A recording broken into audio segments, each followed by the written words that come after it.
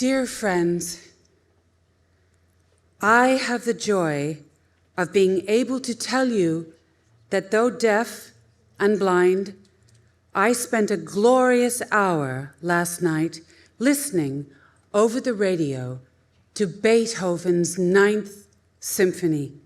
I do not mean to say that I heard the music in the sense that other people heard it, and I do not know whether I can make you understand how it was possible for me to derive pleasure from the symphony. It was a great surprise to myself. I had been reading in my magazine for the blind of the happiness that the radio was bringing to the sightless everywhere. I was delighted to know that the blind had gained a new source of enjoyment, but I did not dream that I could have any part in their joy. Last night, when the family was listening to your wonderful rendering of the Immortal Symphony, someone suggested that I put my hand on the receiver and see if I could get any of the vibrations. He unscrewed the cap, and I lightly touched the sensitive diaphragm. What was my amazement to discover that I could feel not only the vibrations, but also the impassioned rhythm, the throb, and the urge of the music. The intertwined and intermingling vibrations from the different instruments enchanted me. I could actually distinguish the cornets, the rolls of the drums, the deep-toned violas and violins singing in exquisite unison. How the lovely speech of the violins flowed and plowed over the deepest tones of the other instruments. When the human voice leapt up, trilling from the surge of harmony, I recognized them instantly as voices. I felt the chorus grow more exultant, more ecstatic, upcurving, swift and flame-like, until my heart almost stood still. And the women's voices seemed an embodiment of all the angelic voices, rushing in a harmonious flood of beautiful, inspiring sound.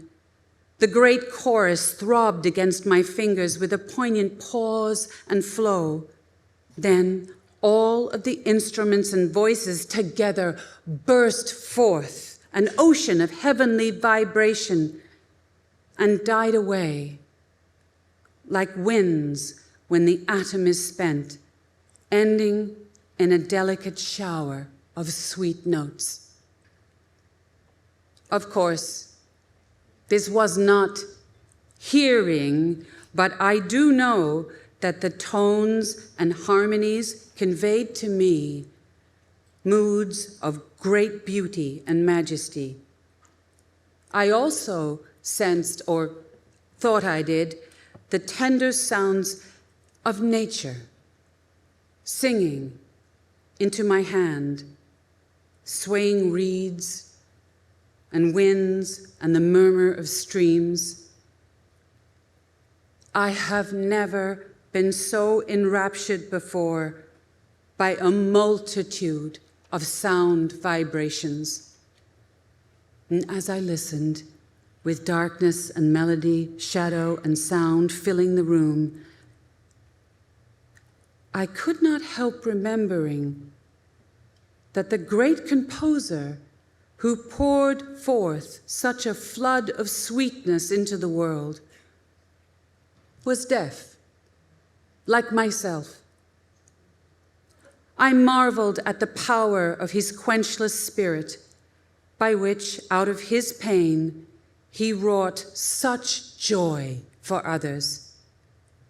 And there I sat, feeling with my hand the magnificent symphony which broke like a sea upon the silent shores of his soul and mine.